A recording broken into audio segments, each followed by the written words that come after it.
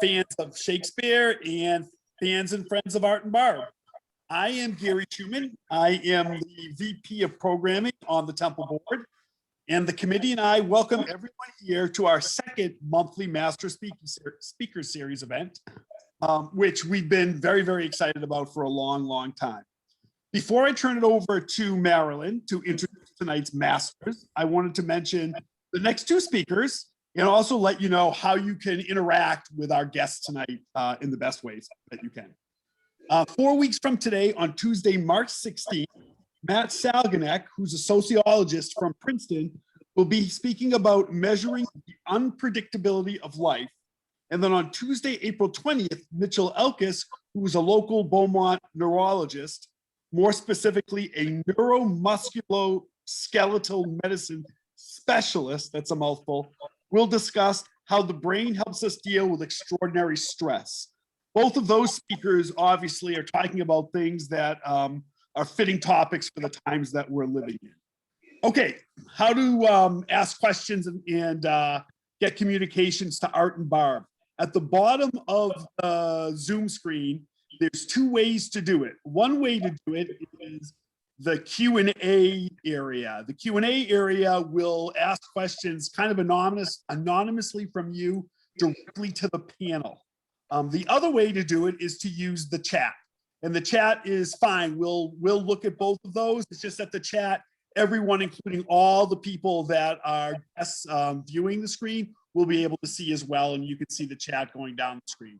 However you're most comfortable asking the questions, that would be great. Especially for Q&A. Okay, anonymous attendee, very cute. That all being said, I will turn it over to Marilyn Finkel, who is our board member and fellow committee member, who brought Art and Barb to us to introduce our speakers. Thank you, Gary.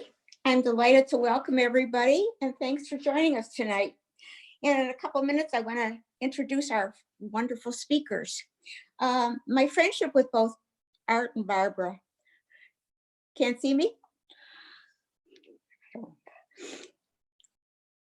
Okay. My friendship with Art and Barbara goes back a very, very long time. I first met Arthur when we were both teaching at the same local college, and Barbara was teaching in Birmingham. And Arthur's day job was teaching physics, which I never could understand, but he was terrific at it. But he and Barbara developed a passion for Shakespeare, and they have followed this passion with traveling to appropriate places, doing and continuing a lot of research, and even writing a book. So let's ask Barbara and Arthur to join us now, and welcome to you. Oh, we need to undo the, okay. Whoops. Greetings. I'm Will Shakespeare. I'm told that the audience sits behind this odd-looking machine. Supposedly, Ann and I are going to discuss our family life, although I can't really imagine how that would interest anyone. Ann, why don't you get in here so we can both talk? Okay.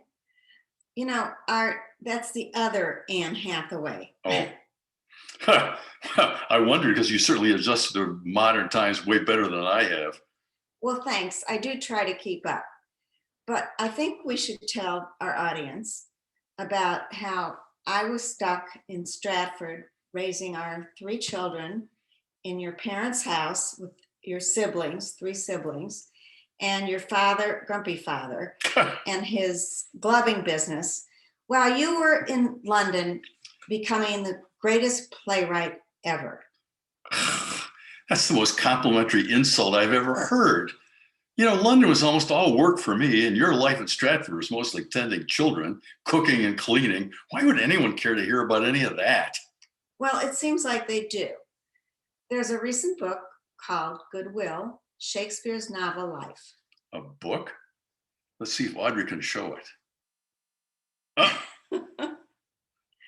Well, that's interesting, I suppose, but it could be extremely dull. Well, it's hardly dull. There's Queen Elizabeth, King James, Queen Anne, lots of earls and countesses, and of course, the Dark Lady. Dark Lady. And look at that cover. That's a novel. I'm a writer. I make stuff up. We lie. Well, it seemed pretty truthful to me. But those people weren't there. How can they know what happened?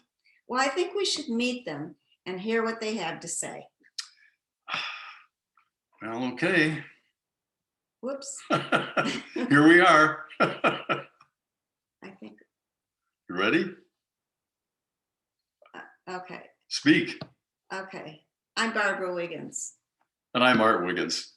We did write a book about the life of Will Shakespeare and his family, even though Will seems to doubt the accuracy of our efforts. Well, he does have a point. Detailed records from that era were sparse, and so there were a lot of gaps. The many Shakespearean biographies contain lost or missing years that leave readers to guess what was happening in his life. Our book is a novel, so the reader may enjoy a complete life story. And to accomplish this, we included all of the recorded events, like 18-year-old Will's marriage to 26-year-old Anne Hathaway, and the birth of their 3 children before Will was even 21. After that, there were some gaps in Will's recorded whereabouts. So we filled them in. Those were the lost years. We filled them in with legends, traditions, and reasonable conjectures.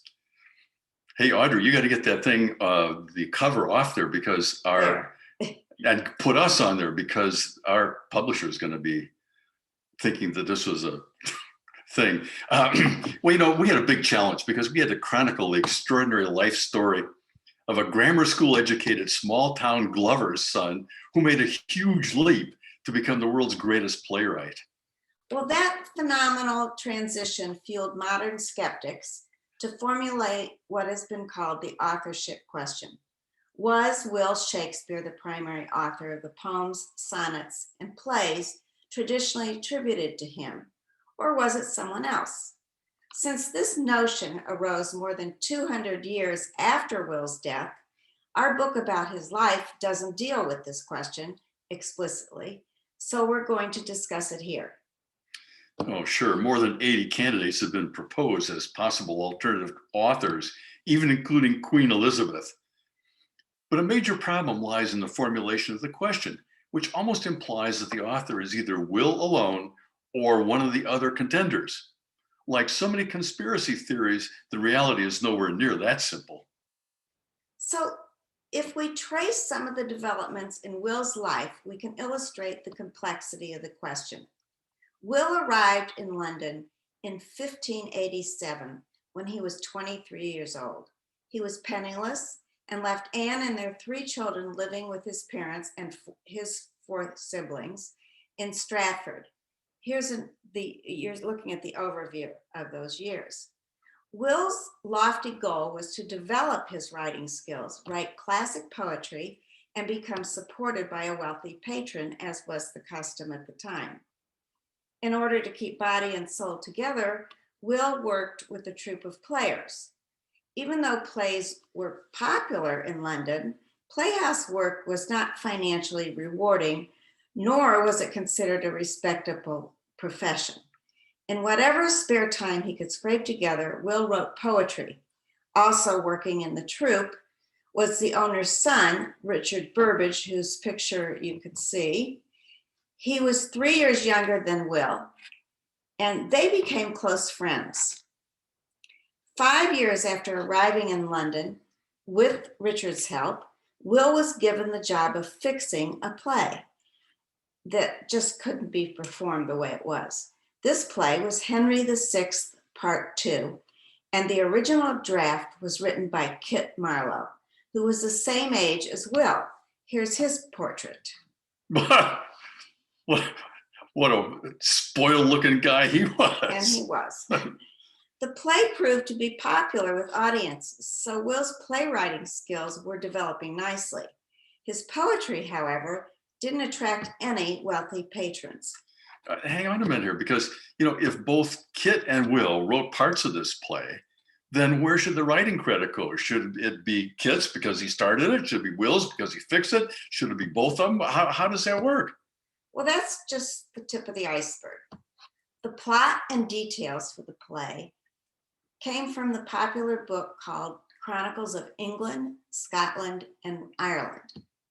It was by Raphael Holinshead, and it was published 15 years before the play was written. Here's what the book looked like. Well, that's a fancy looking book.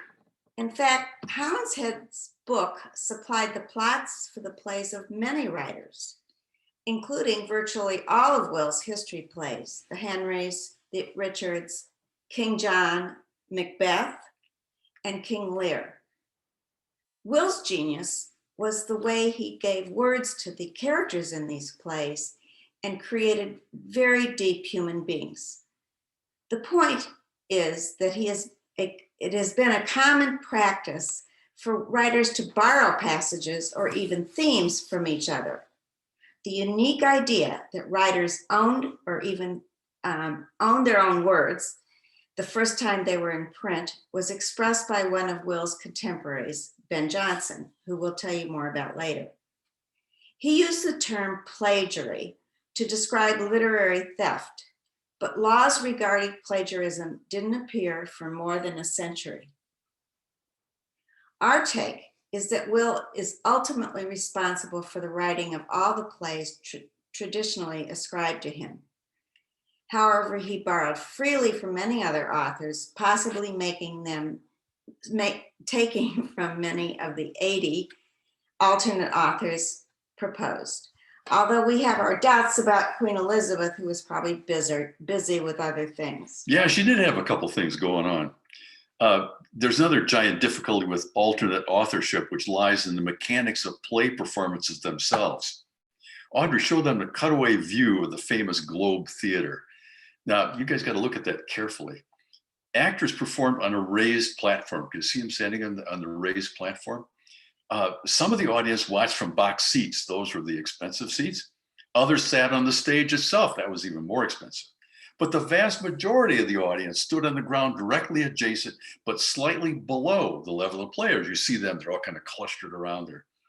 They were called groundlings, and they were quick to express their reactions to the play, either positive or negative.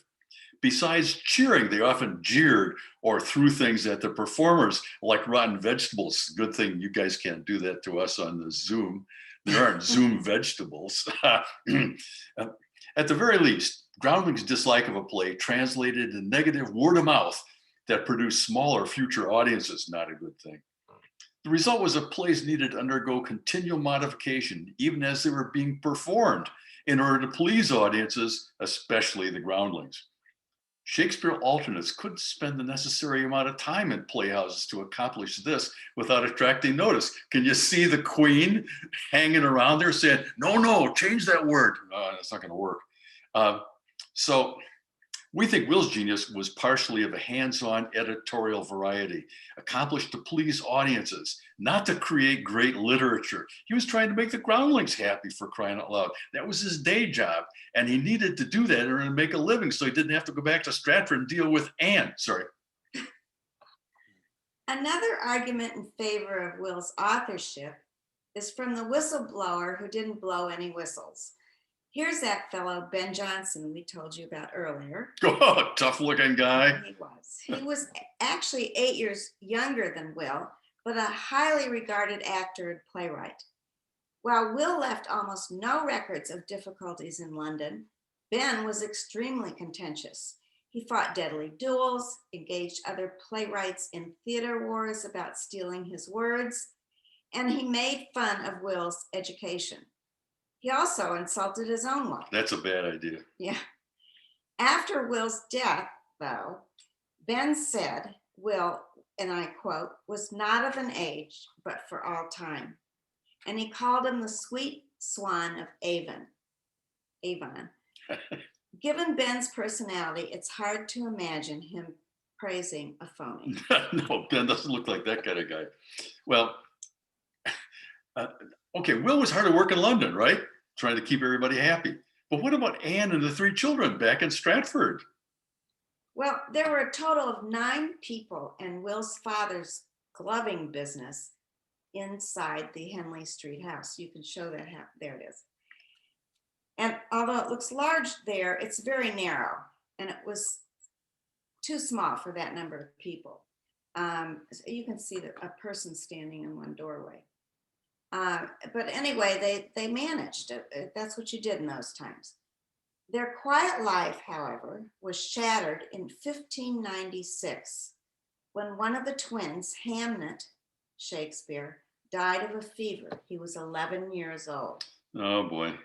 Everybody knows the death of a child creates enormous stress, especially when one partner is absent. Actually, it turned out to be an emotional roller coaster for Anne. A year later, Will sent money home to his brother Gilbert to buy Anne and the 2 girls, his 2 daughters, a long promised house of their own. Here's the house that was called New Place by the original owners. It's hard to imagine that. You got to look carefully because New Place was actually torn down years, not too many years after they left. But you can see that that is much bigger, for crying out loud, than the other one was. So here's an overview of those years that we just discussed, and some things that we're going to tell about later. They had their own plague. Yeah, they sure did. Let me tell you about New Place. It was the largest house within the Stratford city limits. It freed Anne from the narrow confines of the Henley Street place. We speculate that she was so moved by this that she fell into Gilbert's arms and began a lengthy affair with him. Do you suppose that could happen? The large sum of money needed to buy New Place touches on another large challenge faced by Shakespearean scholars. Will left Stratford without the proverbial pot, yet he bought this huge house in Stratford in less than 10 years. How did Will make so much money and so quickly? To follow the money, like Woodward and Bernstein used to say, is complicated, but it involves a fellow who plays a key role in Will's life. His name is John Florio, and here's his likeness. Is that a slick-looking guy or what? When Will and John first met in 1592, they were extremely different, almost polar opposites. Will was an inexperienced young fellow of 28.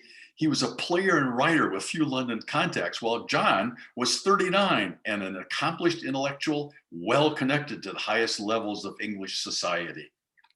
Yet their shared passion for the English language became clear when John saw the Kit Marlowe plays Will had, quote, fixed. Will's unusual and unique use of words attracted John's attention. Shortly after they met, however, the plague forced playhouses to close in 1592. A lot of stuff closed down then and now. Oddly, this provided an opportunity for John and Will to form a lasting friendship. At the time, John was serving as a tutor in Italian language and culture for a particular nobleman, the Earl of Southampton. Here's what this guy looked like. Give us there he is, the Earl. Do you like that guy? Yeah, I like his cat too. Yeah, you would. The 3rd Earl of Southampton, Henry Risley, enjoyed the life of a playboy at 19. His father was dead, and his mother, the Countess of Southampton, retained John Florio to keep Henry out of serious trouble. In turn, John recruited Will's assistance. Since the playhouses were closed, they journeyed to one of the Earl's country homes in Titchfield. Far from the plague raging in London, John, Will, the Earl, and occasional visitors enjoyed country life and a complete library. That's kind of a help. To amuse the Earl, Will wrote poems, sonnets, and plays, while John tutored the Earl about Italian culture. The Earl mostly wanted to party. He looks like a party kind of guy. But John and Will functioned as parents, and all of them stayed safely out of harm's way in Titchfield. When the Earl finally turned 21, Will left, and the Earl's mother rewarded him substantially for his efforts. Soon the plague subsided, and playhouses reopened in 1594. Don't we wish the plague would subside? Will invested money from the Countess and became part owner of his former troupe. When the plague-starved Londoners were finally allowed back into the theaters, Will's plays drew large audiences and the attention of Queen Elizabeth. And I'm thinking that will happen after our plague is over too. You think Queen Elizabeth's going to come back? No. Oh, okay. the new Queen Elizabeth. Will's, let's see, the royal performances allowed Will's troupe to build a new theater, which we all know about, the Globe, and make even more money. Later, with his brother Gilbert's help, Will's made sound investments in Stratford and became extremely wealthy. Our book also deals with several other nagging questions about Will's life. Yeah, there are some things that you got to get worried about, and that is, how did Will ever get access to the books he needed for his background material? Because they all came from background of some type, and he was a poor guy. He couldn't afford a lot of books. And how did he become so familiar with the working of the royal court of Queen Elizabeth? Again, not a guy with big connections. Since many Will's plays are set in Italy, Verona, Padua, and Venice, how did he become familiar with Italian geography and customs? He never went to Italy. Unlike other players and playwrights who had extensive brushes with the law, how did Will stay out of trouble in rowdy London? Boy, there are a lot of people who were in trouble. So then the other question that I have to worry about is, why did Will and his troupe have such favorable relationships with both Queen Elizabeth and her successor, King James? And they were awarded so many lucrative royal performances. They didn't know those guys. The answer to these questions all involve Will's friendship with John Florio. Let's take a closer look at John's background. John's grandparents, who lived in Italy, were Jewish. His father, possibly a forced convert, became a Franciscan friar who then converted to the Protestant faith. He sounds pretty conversion-oriented. Facing trouble with the Italian Inquisition, John's father fled to England and became a pastor of the Italian Protestant congregation in London. In England, John's father, his name was Michelangelo Florio, how's that for a good name, was a member of the household of William Cecil. He became Queen Elizabeth's Secretary of State for most of her reign. Is that a pretty good connection? John's father, on the other hand, had a rocky relationship with both his congregation and Cecil and was dismissed for immorality. Oh boy. Shortly after the dismissal, John was born. His mother's identity was unclear, but she was possibly connected with the Cecil household. Before John was even 3, all was forgiven by the Cecils, but the Florio family had bigger problems than that. The sternly Catholic Mary Stuart ascended the English throne, and Protestants, including the Florios, had to flee the country. John's formative years were spent in Switzerland and Germany, where he learned Italian, Latin, and Greek in a religious atmosphere. At age 18, with his father dead, John returned to England. He soon married and was sent to study at Oxford by William Cecil. His first book was published when he was 25 and consisted of literary and philosophical passages translated from Italian to English. He's trying to get the English into the culture. John continued translating, became a tutor, and published his second book, expanding his translations to journalism, poetry, and drama. You begin to see the connection, John was surrounded by books and could easily share them with his friend Will. Well, it appears to us that John and Will were way too busy to get into trouble in London. Yeah, that's the good kind of busy. John's influence on William Cecil helped explain why Queen Elizabeth favored Will's troupe with many court appearances. But how about the favoritism with Elizabeth's successor, King James? Well, that's a little more complicated, but it illustrates the deep connections that Will enjoyed through John Florio. As Queen Elizabeth had no children, the identity of England's next ruler became an interesting problem, with plenty of possible candidates in line. But an event 13 years before Elizabeth's death, that event helped solidify Will's standing with her successor, King James VI. He set sail from Denmark with his new bride to go to his Scottish home. His new bride was Princess Anne of Denmark, but they ran into heavy storms and were forced to stop at the island of Venice. James and Anne visited the Danish royal astronomer Tycho Brahe on the island, And here he is, surrounded by the names and coats of arms of his ancestors. Yeah, there it is. If your eyes are particularly sharp, you might recognize familiar names to the left. Those look pretty Danish. Well, that was two names you'll hear about in a minute. But James and Tycho hit it off immediately. They exchanged gifts and corresponded for years. In 1603, when the Cecils completed arrangements to have James VI named as Elizabeth's successor, Shakespeare's play Hamlet, set in Denmark, was presented for the new king and queen. James must have been impressed when he saw that two names in the play, Rosencrantz and Guildenstern, were relatives of his friend Tycho. And he knew that. Since they didn't appear in Shakespeare's source, any of his source material for the play, we wonder how Will got those names.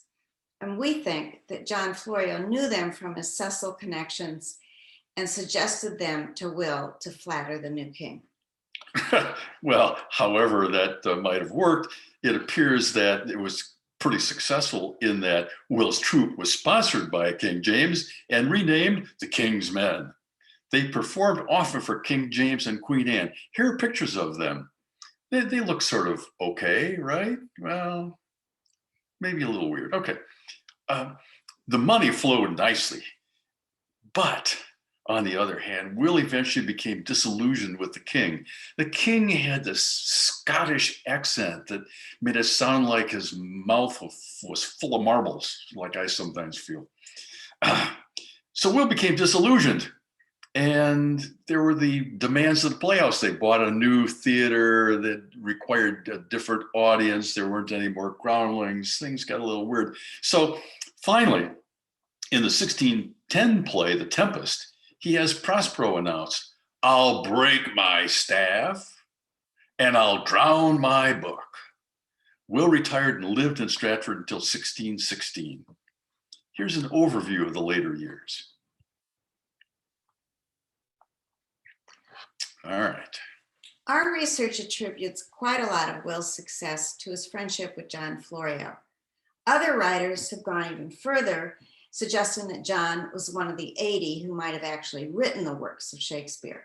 Certainly, if John could get Will to add characters such as Rosencrantz and Guildenstern, he might have had some influence about the treatment of Shylock in The Merchant of Venice in recognition of his own Jewish and Italian ancestors. So yeah, that you do kind of wonder, because those names, Rosencrantz and Guildenstern, do they sound sort of Jewish?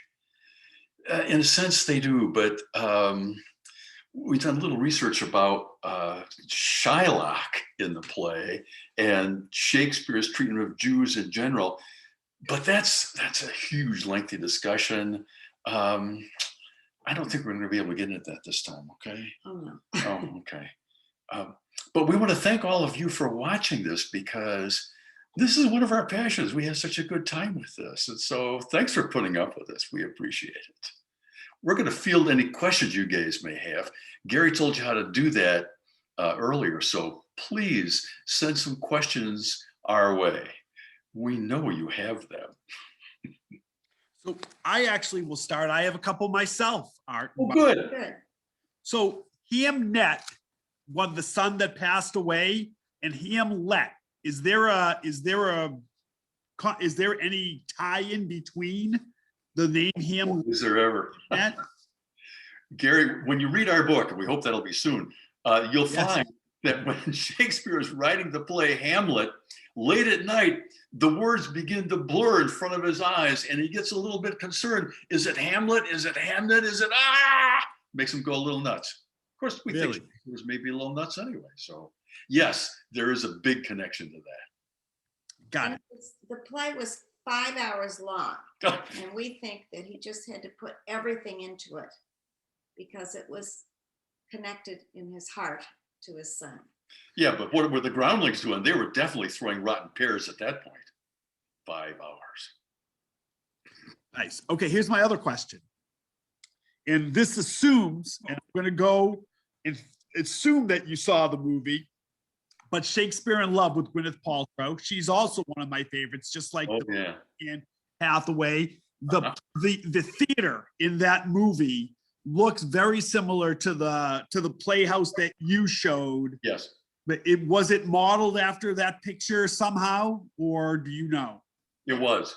The play Shakespeare in Love, the movie Shakespeare in Love, was a very interesting one in so many ways. It sort of focused narrowly on just some parts of Shakespeare's life, and yet they did a decent job on some of that. And they did show you some of the things that were going on around him. Now, of course, that's fiction also, just as we work with fiction. And as one of the editors once said, if you're having trouble with your plot and you're writing fiction, it's pretty easy. What you do is you lie. So we know how to do that. Any more? They've rebuilt the globe as close to the original as they can. Mhm. So anyway, and it's very similar to that picture you saw. Actually, we spent some time in London, Gary, when they were rebuilding the globe, and it was really interesting because they're doing all. They say they're using original materials and all this, the original tools and stuff. And we heard this sound of a saw in the background, a power saw, and we said, and they said, "Oh, well, we do pretty much that way." Everybody has shortcuts. So the other comment, I had a comment to make when you were talking about how he went away at 23 to London and he was penniless. And I started to think, well, when I was 23, I was also penniless and I didn't have 3 kids yet to support. So, I mean, at the end of the day, how many people, at that time weren't penniless when they were, right? I mean, there was probably an aristocratic class of people, but the vast majority of people who had their children in their teens were probably much less. Was he any poorer than the average English person at the time, or was that just typical? Probably not. He was probably not poorer, but on the other hand, he couldn't stick around in Stratford either because things were a little hot for him in Stratford. He'd gotten into some trouble there, and besides that, he didn't have a trade, so he had to get out of Stratford. So it was a little bit worse in that, and he had to find some kind of money. He wasn't going to send much home because he wasn't making that much anyway. So yeah, he was typical of many of the young people who were poor in London at the time. Many of them got into trouble. He didn't. Interesting. Got it. More? Well, He he didn't get along with his father. And so he really didn't want to be an apprentice to his father like his brother was. Got it. And the Glovers, that was what the Glovers, I figured out at the end, Glovers made gloves. Is that correct? That's what Yes. they did. Bingo. Yep. I didn't know that when you first said he was a Glover. I said, well, I wonder if they make gloves. We have a couple of questions that came over the chat. Sure. First question, I know you might get into this at a later presentation that you do, but people are curious. The question is, thank you for the detailed info. Considering one of the plays he wrote, would you consider The Merchant of Venice anti-Semitic? Well, that's a big one. Maybe you just touch on it for Go a on. bit and we can just continue it at another time. Well, actually, we have a lot of thoughts on that one. Way too many to share here right now. But on the other hand, because of all these thoughts, was it anti-Semitic? Yes and no. And that is, we have evidence both ways. And to me, I'll give you my most interesting take on it. And that is that compared to the other plays, one of the other plays that was written at about the same time was The Jew of Malta. And that was written by Kit Marlowe. In The Jew of Malta, the Jew was indeed, he was a devil. However, in The Merchant of Venice, the Jew does some devilish things, but on the other hand, he's a real human being. So it elevates, it changes things. That is, are they anti-Semitic? Are they not? I have to say, I think in a sense, by allowing Jews to become real life human beings, Shakespeare elevates them and doesn't really make it so anti-Semitic. On the other hand, there are anti-Semitic things. My daughter, my ducats. Okay, there's problems there too. It goes both ways. How do you please groundlings? Here's how you police groundlings. You give them something to chew on. So you give them some anti-Semitic things and they chew on that. But on the other hand, you give them some not anti-Semitic things, and then they have to think about it. Like, You got them. does If you're doing that to groundlings, if you're making them think, you got them. They'll be back for next week's play. Got it. does not a Jew believe? It's like a pretty low bar. You know? Pretty low bar. Another question. Please tell us about how Shylock was portrayed and why. Well, we were gonna make that a whole nother presentation. In other words, this tonight was supposed to be about his life. And Okay, so we'll table that till the next one. Can we yeah, table? yeah, We'd like to. We can. So just so everybody knows, there is a plan for another presentation from the Wiggins in March. I think it's Monday, March 22nd. So put it on your calendars and we can delve deeper into Shakespeare's, is he anti-Semitism, and some of the other things that we can talk about. Okay, another question. Who knew that Shakespeare would end up in Stratford? Or was that a comment more than a question? You mean die in Stratford, or I don't know. Maybe the person that wrote that could. because he was born in Stratford and he went back to Stratford. He got tired of the London scene. It was, And besides, his family wasn't in London. He still had his wife and 2 daughters back in Stratford. and a So, granddaughter. and they were unwilling to go to London. That was the rest of it. We don't think that they were at all interested in London. And London was a nasty place. Both families came from Stratford area, so they wanted to go back. It was kind of a move back home, I think, Gary, that he was in a sense pleasing Anne too, because Anne's family's way back in that area too. How far is it from Stratford to, like, not miles, but like with a horse and buggy? How long did it take him? Well, it's 90 miles to give it to you in miles. But if you are taking a horse, it's going to take you probably 2 days. So it's a little longer. And there wasn't any faster way, and the roads were not very good. So times were tough. Well, actually, when we first got married, we took that trip on bicycles. And stopped at the places he supposedly stopped at, and so we got a feel for the countryside and that he had to deal with. I'm sure you could probably still do that. There must be tours of people that take you on the Shakespearean routes and Right. There are some. Yeah, we rented bicycles, and the people there had partial tours. They didn't have a total one, but we made a tour ourselves. It was just us. It's more of a comment, but it's kind of a question and a comment together.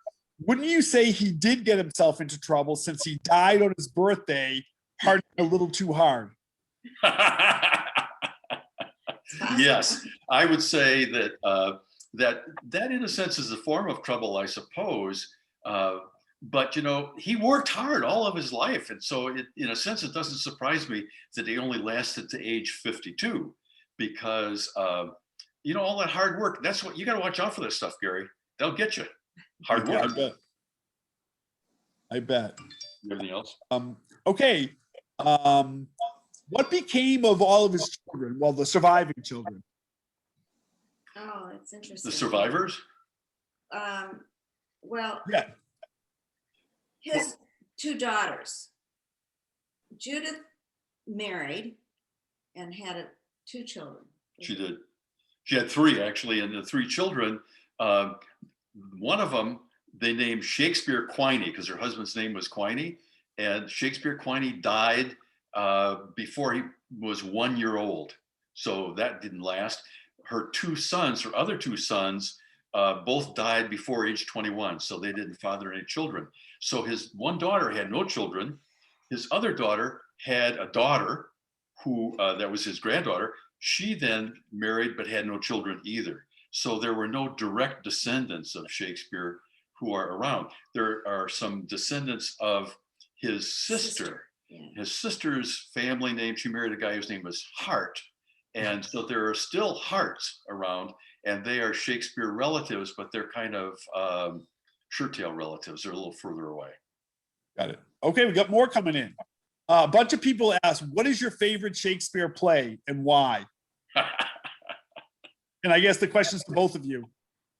Maybe you have different favorites. Well, I love Hamlet. It's just, there's so much there, and every time I see it, there's more. I'm reminded.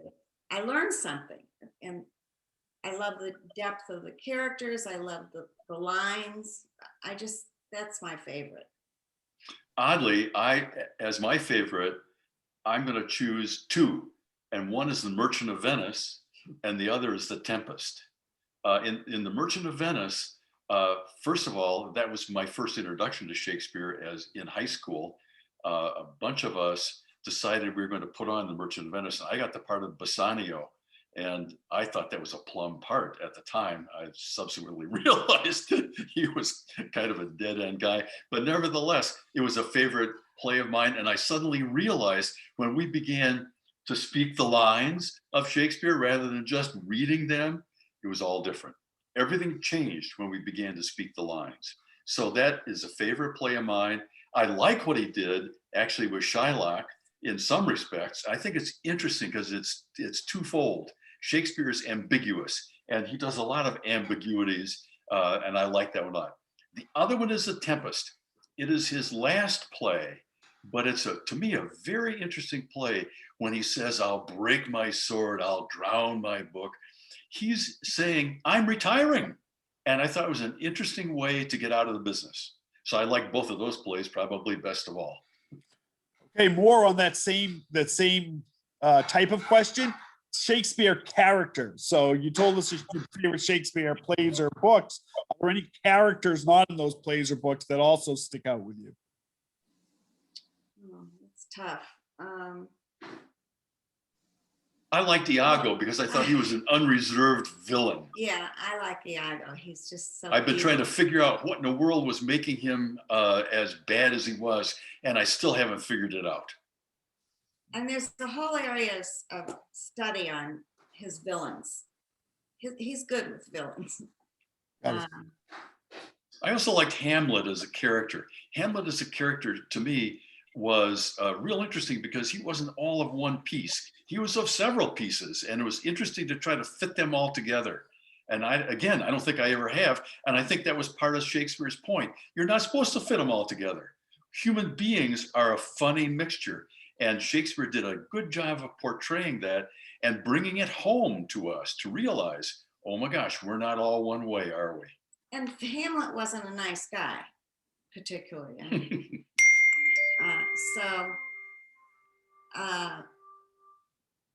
there's a lot of villainy in Shakespeare. Okay, another question. The novel Hamlet by Farrow. Is it an accurate portrayal of their lives? Are you familiar with the book? Familiar with the book. I actually didn't like it. I thought there were things that that she did with that I wouldn't have done, and I thought were kind of over the top. And that I may be in a minority, a distinct minority here. To me, it was hard to hang your hat on the life of a child who died at 11 as saying that he was going to do this or he was going to do that, or Will's plans for him were this or that. I had a hard time hanging all that because we had tried to hang our own book on various little hooks, and we rejected that one actually as a possibility because we thought Hamlet is too young. You can't really do much with a kid that's 11. So anyway, I didn't like it. Did you? I didn't either.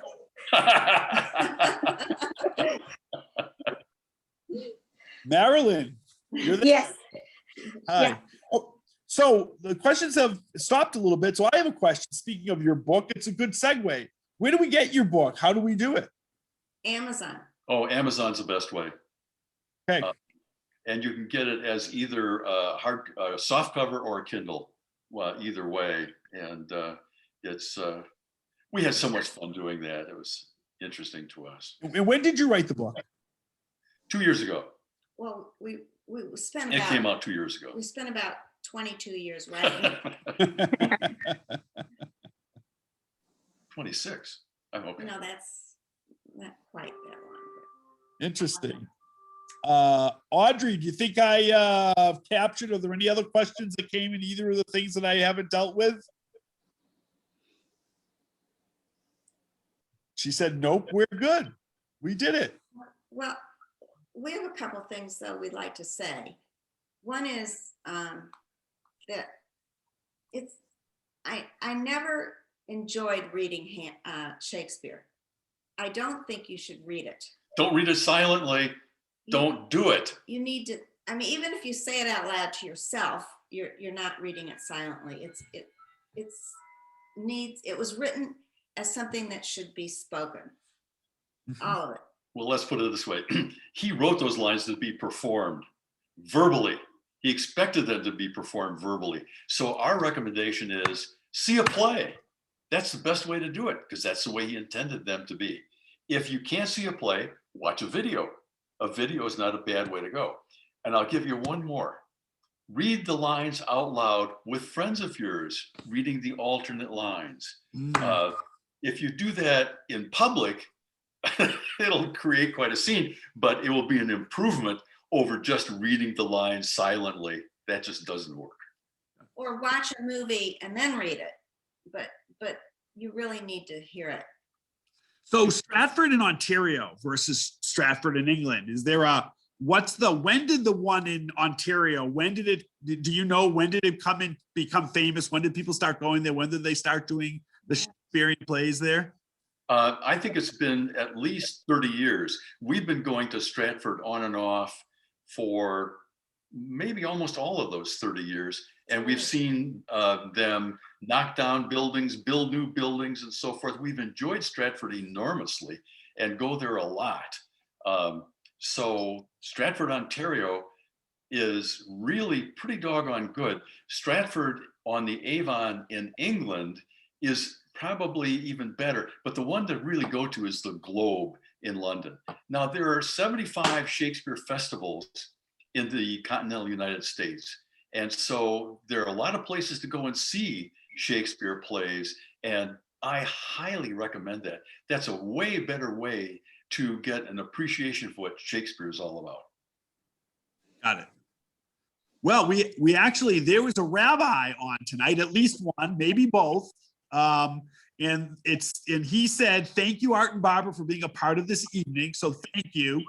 Above that, by the way, I think it was probably Audrey who put a link as the best thank you. There's a link to Amazon to your book for everybody to be able to go and purchase the book, which I will do immediately after the call. And the rabbi and I want to pass on my thanks to Audrey behind the scenes, a lot for our program committee and the temple in general, and all this technology of making sure that the evening went out without a hitch. And a thank you to Marilyn Finkel-Brown for bringing you in and setting this up, and having, another one of these where we can talk more about some of the issues of the day, the anti-Semitism and the books and other things that you want to talk about. Well, we have to thank you too as well, Gary, and certainly Marilyn and Audrey. And Audrey is awesome. Got to give good credit to Audrey. She's good. And we Yeah. think the temple is doing a great service. Yeah. And we heartily approve of the way you guys go about things. Yeah. Nice job, Shir guys. Shalom is really good. Membership is available, just so you Yeah, membership is available to everybody on the call. It's that simple. absolutely. There was a comment from Patty who says Shakespeare Festival in Ontario is now providing virtual treatment at Stratfest at home, which I think that means that virtual streaming, she says below. So yeah, it looks like we don't even have to go there.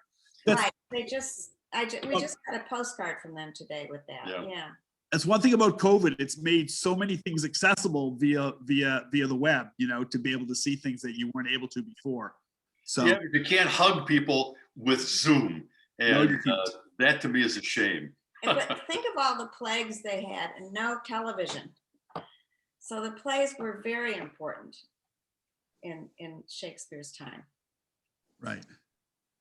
So Well, thanks so much for putting up with our passion, because we've been working at this for a long time and we've had so much fun, and we're real happy to share it with you guys. Thanks so much. Thank you. It was a wonderful way to spend a Tuesday evening. And thank you so much. You've been wonderful friends and you did a wonderful job with this. Thank you. Great friend too, Mel. Thank you. Yeah. Thank you. Okay. Good night, everybody. Good Good night. night.